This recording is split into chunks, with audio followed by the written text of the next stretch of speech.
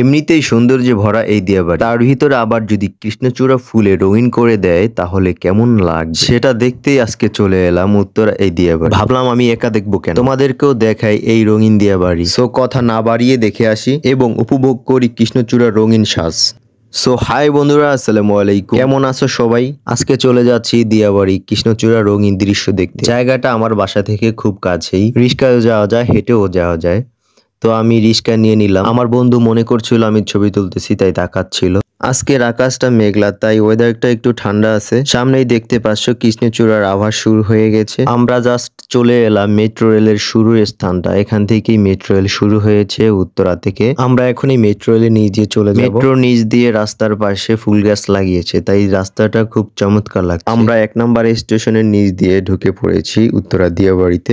এখান দিয়ে রিক্সা যেতে খুবই ভালো লাগছে, কারণ দুই পাশ দিয়ে ফুলের নার্সারিতে ভরা, তার ভিতরে আবার ওয়েদারটা ঠান্ডা ছিল। বিষয়টা দারুণ লাগছে। চলে এলাম 15 নম্বর ব্রিজ। আমাদের পৌঁছাইতে আর মাত্র 1 মিনিট লাগবে। তো এসে পড়েছি আমাদের গন্তব্য স্থানে। এসে যে ভিউ দেখলাম আমি তো জাস্ট থ হয়ে আছি। এমনিতে এই জায়গাটা অনেক সুন্দর, তার ভিতরে আবার কৃষ্ণচূড়ার ফুল। নিজের চোখে না দেখলে বোঝানো যাবে না যে এত সুন্দর লাগতেছে। আসলে ফ্রিতে এত সুন্দর একটা জায়গা ঘোরা যায় সেটা আগে জানতাম না। এখানে আসলে পাওয়া যাবে গোলাপ ফুল, ফুলের মালা, খেতে পারবেন আইসক্রিম, চড়তে পারবেন ঘোড়ায়, আরো চড়তে পারবেন সুন্দর সুন্দর রঙিন বোর্ডে, আরো পাবেন সুন্দর সুন্দর ফুচকার দোকান। এখানে ফুচকার সাথে ফ্রিতে আড্ডা দিতে পারবেন। সো আমি এখন সিনেমাটিক ভাবে জাস্ট ভিউ গুলো দেখানোর ট্রাই করব।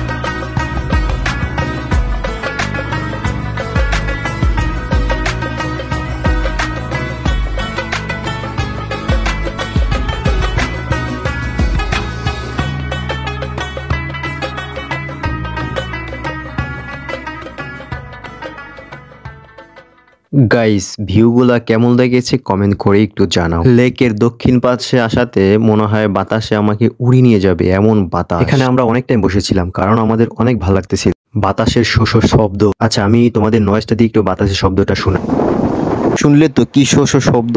আচ্ছা, আমি এখন তোমাদের লেকের বাহির সাইডটা দেখাবো।